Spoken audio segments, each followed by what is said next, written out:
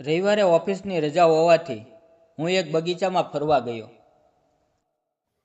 થોડું ફર્યા પછી એક બેન્ચ પર જઈને બેઠો તો સામેની બેન્ચ પર એક સુંદર યુવતી 7-8 મહિનાની બાળકીને કાંખમાં લઈને રડી રહી હતી. મને બહુ ખરાબ લાગ્યું. હું તેની પાસે ગયો અને પૂછ્યું, શું થયું? કેમ રડી રહ્યા છો? પરંતુ તે કંઈ બોલી નહીં. તેને કામ જોતું હતું. ત્યારે મેં નક્કી કર્યું કે તેને મારા ઘરમાં કામ પર રાખી લઉં. હું તેને અને તેની નાની બાળકીને ઘરે લઈ આવ્યો. નમસ્કાર મિત્રો, મારું નામ રુદ્ર છે. હું એક કંપનીમાં કામ કરું છું. હું હજી અવિવાહિત છું અને મારી ઉંમર 31 વર્ષની છે. હું રાજકોટમાં ભાડાના રૂમમાં રહું છું. મારા રૂમમાંથી થોડે જ દૂર એક સુંદર બગીચો છે. એ દિવસે રવિવાર હતો એટલે સવારે લગભગ 11 વાગ્યે હું બગીચામાં ગયો. હું બગીચામાં લાંબા સમય સુધી ફરતો રહ્યો અને થોડા સમય પછી હું એક બેન્ચ પર જઈને બેસી ગયો. મારી બાજુની બેન્ચ પર એક યુવતી બેઠી હતી. તેની પાસે નાનું બાળક હતું. તે લગભગ 8-9 મહિનાનું હશે. તે યુવતી બાળકને સાથે સાથે સાપીને રડી રહી હતી. તેની હાલત જોઈને મારું દિલ તૂટી ગયું. એટલો સુંદર ચહેરા પર આંસુ જોવાનું મારાથી સહન ન થયું. અંતે હું તેની પાસે ગયો ને ધીમેથી પૂછ્યું, શું થયું? તમે કેમ રડી રહ્યા છો? પરંતુ તે કંઈ બોલી નહીં, ફક્ત આંસુ વહાવતી રહી. હું તેની પાસે બેસી ગયો અને તેને સમજાવવાનો પ્રયત્ન કરતો રહ્યો. થોડા સમય પછી તેનો રડવાનો અવાજ ઓછો થયો અને તેણે મારી તરફ જોયું. મેં તેને ફરીથી પૂછ્યું, કહો તો ખરા, શું થયું છે? તમે આટલા દુઃખી કેમ છો? ત્યારે તે બોલવા લાગી. તેણે કહ્યું, મારું નામ સાહિલી છે. મારા પતિએ મને ઘરમાંથી કાઢી મૂકી છે. તેણે ઘરમાં બીજી સ્ત્રી રાખી લીધી છે અને મને ધમકી આપી છે કે જો હું ફરીથી ઘરે જઈશ તો તે મને અને મારા બાળકને મારી નાખશે. એટલે મેં ઘર છોડી દીધું. પરંતુ હવે મને કંઈ સમજાતું નથી. મારા માતા પિતાનું થોડા વર્ષો પહેલાં જ અવસાન થઈ ગયું હતું. તેથી મારે કોઈ સહારો નથી. હું એકદમ એકલી પડી ગઈ છું. જો કોઈ કામ હોય તો કહો, હું કરી લઉં. તેની વાત સાંભળીને મને બહુ દુઃખ થયું. તેની આંખોમાં જે પીડા હતી તે મારા હૃદયને ઊંડે સુધી સ્પર્શી ગઈ. હું પણ આ શહેરમાં નવો હતો. 8-9 મહિના પહેલાં જ મને અહીંયા નોકરી મળી હતી. મારા કુટુંબની સ્થિતિ સારી હતી. હું 2x2ના ફ્લેટમાં એકલો જ રહેતો હતો. મારા ફ્લેટમાં રૂમ ખાલી પડ્યો હતો. મને સાહેલી કરતાં પણ તેના નાના બાળકની ચિંતા વધુ થતી હતી. આટલું નાનું બાળક લઈને તે ક્યાં જશે?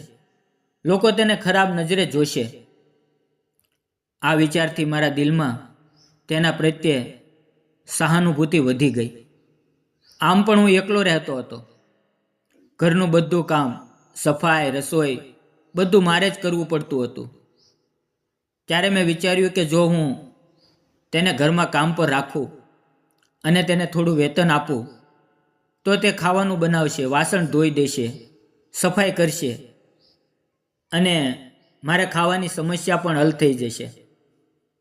મેં તેને કહ્યું, સાહેલી, મારા ઘરમાં એક કામ છે, સફાઈ અને ખાવાનું બનાવવાનું. વાસણ પણ ધોવા પડશે. બાકી બધું હું જોઈ લઈશ.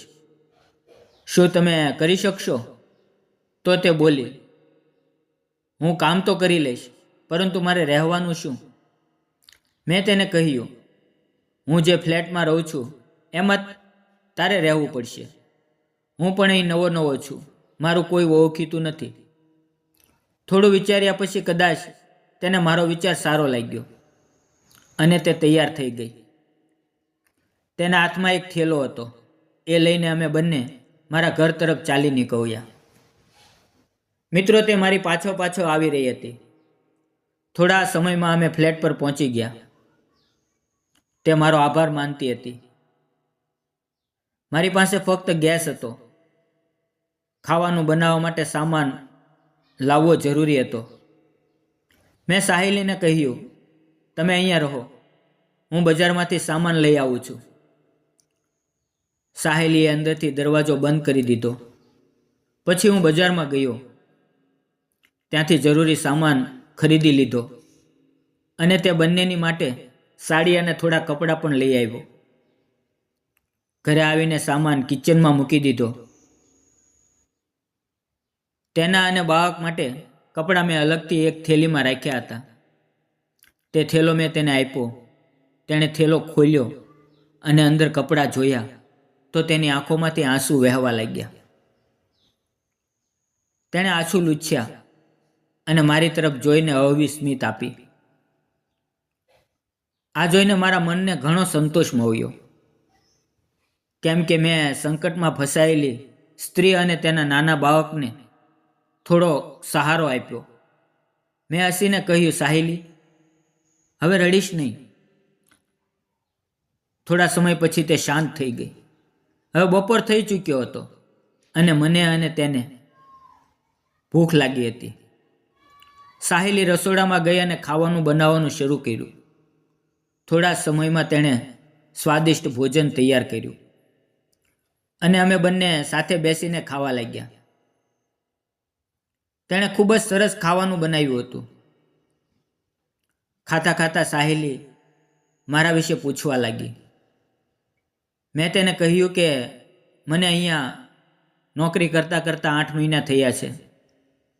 મારું ગામમાં ઘર છે અને મારા માતા પિતા ત્યાં ખેતી કરે છે. ત્યારે તેણે પૂછ્યું, તમારા લગ્ન થઈ ગયા છે? મેં તેને હસીને કહ્યું, હજી નથી થયા. છોકરીઓ જોવાનું શરૂ છે. ખાધા પછી મેં સાહિલી અને તેના બાળકને આરામ કરવા માટે કહ્યું અને તેમની માટે એક અલગ રૂમ આપી દીધો. ધીમે ધીમે સાંજ થઈ ગઈ. રાત્રે સાહિલીએ ફરી ખાવાનું બનાવ્યું અને અમે બંનેએ સાથે ભોજન કર્યું. ખાધા પછી સાહિલી તેના બાળક સાથે સૂઈ ગઈ. મને એ રાત્રે ખૂબ આનંદ થયો, કેમ કે મેં એક સ્ત્રીને સહારો આપ્યો છે. બીજે દિવસે સવારે જ્યારે હું 7 વાગ્યે ઉઠ્યો તો સાહિલી મારી માટે ચા લઈને આવી. તેણે મને ચા આપી અને હળવી સ્મિત સાથે પાછી રસોડામાં નાસ્તો બનાવવા ગઈ. હું તેના નાના બાળક સાથે રમતો રહ્યો. જ્યારે સાહિલીએ મને બાળક સાથે રમતા જોયો ત્યારે તે બહુ ખુશ થઈ ગઈ. તે અંદર આવીને બોલી, તમે સ્નાન કરી લો, નાસ્તો તૈયાર છે. હું સ્નાન કરીને આવ્યો, કપડાં બદલ્યા અને ડાઇનિંગ ટેબલ પર બેઠો. તેણે મારા માટે નાસ્તો પીરસ્યો. મેં કહ્યું, તમે પણ બેસો, આપણે બંને સાથે નાસ્તો કરીશું. પછી અમે બંનેએ સાથે નાસ્તો કર્યો. નાસ્તો થયા પછી હું ઓફિસ જવાની તૈયારી કરી રહ્યો હતો ત્યારે સાહિલી મારી માટે ખાવાનો ડબ્બો લઈને આવી અને મારા હાથમાં આપ્યો. મેં તેની તરફ ખૂબ પ્રશંસાભરી નજરે જોયું. હવે સાહિલી મને મારા ઘરની જ એક સભ્ય લાગી રહી હતી. મેં તેને કહ્યું, બાળકનું ધ્યાન રાખજો, હું ઓફિસે જાઉં છું. હું ઓફિસે ગયો, પરંતુ કામમાં મન લાગતું નહોતું. વારંવાર સાહિલીનો ચહેરો મારી આંખો સામે આવતો હતો. મેં તેને ફક્ત થોડો સહારો આપ્યો હતો, પરંતુ હવે તે ધીમે ધીમે મારી જિંદગીનો ભાગ બની રહી હતી. તે ખાવાનું બનાવતી, ચા આપતી, ઘર સાફ કરતી અને મારી કાળજી લેતી. આમ એક અઠવાડિયું વીતી ગયું. એ અઠવાડિયામાં સાહિલી અને તેનું બાળક અને હું ત્રણેય વચ્ચે ખૂબ જ સરસ સમજૂતી થઈ ગઈ. એ નાના બાળકના કારણે મારું મન સંપૂર્ણ રીતે સાહિલી સાથે લાગી ગયું હતું. એક દિવસ જ્યારે હું કામ પર હતો ત્યારે અચાનક મારા માતા પિતા ઘરે આવી ગયા. હું ઘરે નહોતો.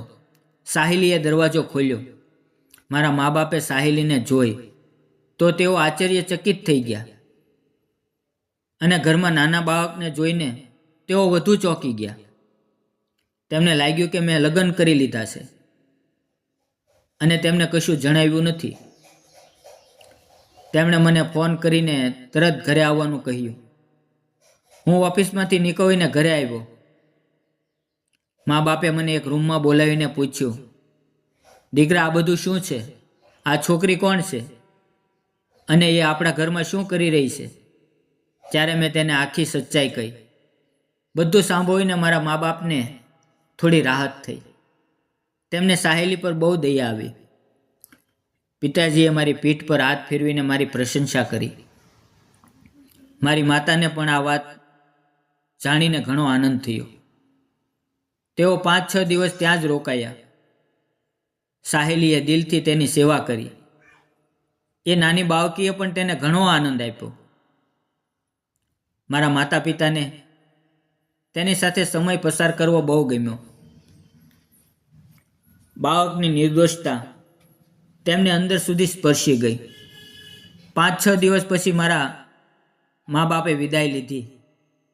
જતાં જતાં સાહેલીને કાળજી રાખવાનું કહ્યું અને તેને ઘરના સભ્યની જેમ જ માની. સાહેલીએ પણ તેમની કાળજી લેવામાં કોઈ કસર ન રાખી. આ કારણે મારા દિલમાં સાહેલી માટે પ્રેમની લાગણી વધતી ગઈ. આમ જ 2-4 દિવસ વીતી ગયા અને મને સાહેલી વધુ ગમવા લાગી. એક દિવસ સવારે લગભગ 7 વાગ્યે મને નાની બાળકીના રડવાનો અવાજ આવ્યો. હું ઊંઘમાંથી ઊભો થયો અને સીધો તે રૂમમાં ગયો જ્યાં બાળક હતું અને તેને લઈને રમવા લાગ્યો. સાહેલી ક્યાં ગઈ હતી એ મને ખબર નહોતી. હું બાળક સાથે રમતો હતો ત્યારે સાહેલી નાહીને સીધી રૂમમાં આવી. તેણે મારી તરફ જોયું અને અમારી નજરોમાં હોઈ. સાહેલી શરમાઈ ગઈ અને પીઠ ફેરવી લીધી. હું પણ સમજ્યો નહીં કે શું કરવું. બસ તેને જોતો રહ્યો. પરંતુ પછી સંભાળીને તાત્કાલિક રૂમમાંથી બહાર નીકળી ગયો. મારી આંખો સામે વારંવાર સાહેલીનો ચહેરો ફરતો રહ્યો. થોડા સમય પછી સાહેલીએ સુંદર સાડી પહેરી અને હળવો મેકઅપ કરીને બહાર આવી. હું તેને જોતો રહ્યો પરંતુ તે મારી તરફ જોતી નહોતી.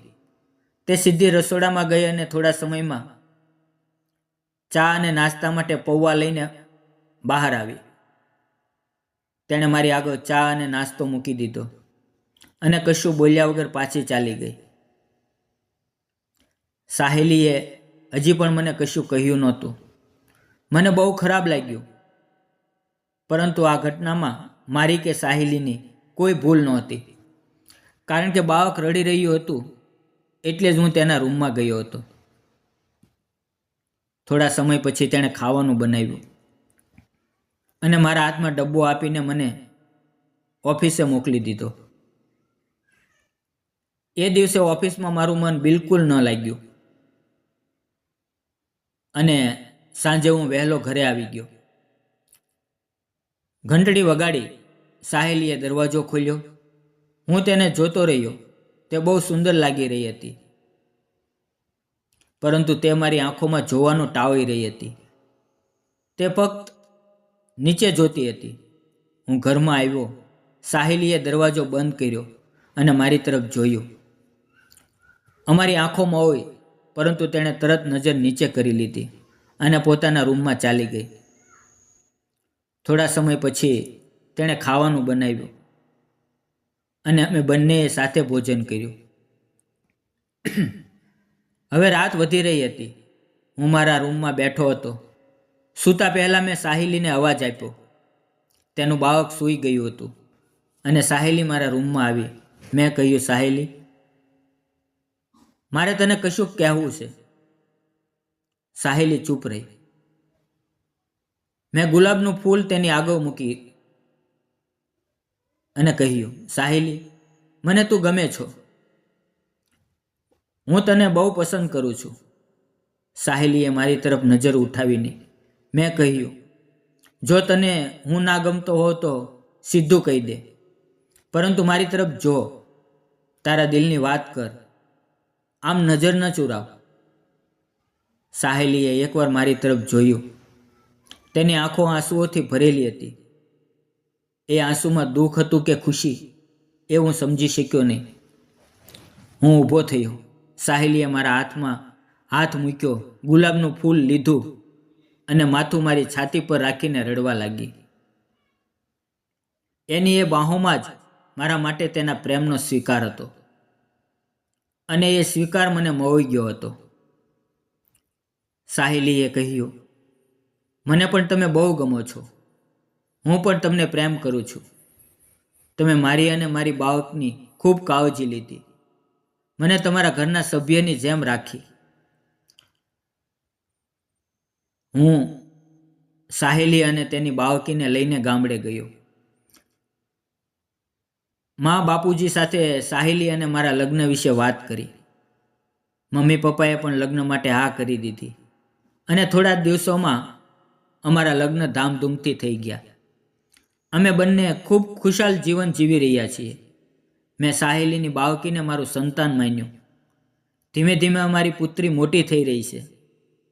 અમે બંને પ્રેમ અને સમજ સાથે જીવી રહ્યા છીએ. સાહેલી પણ મને ખૂબ ચાહે છે અને હું પણ તેને બહુ પ્રેમ કરું છું.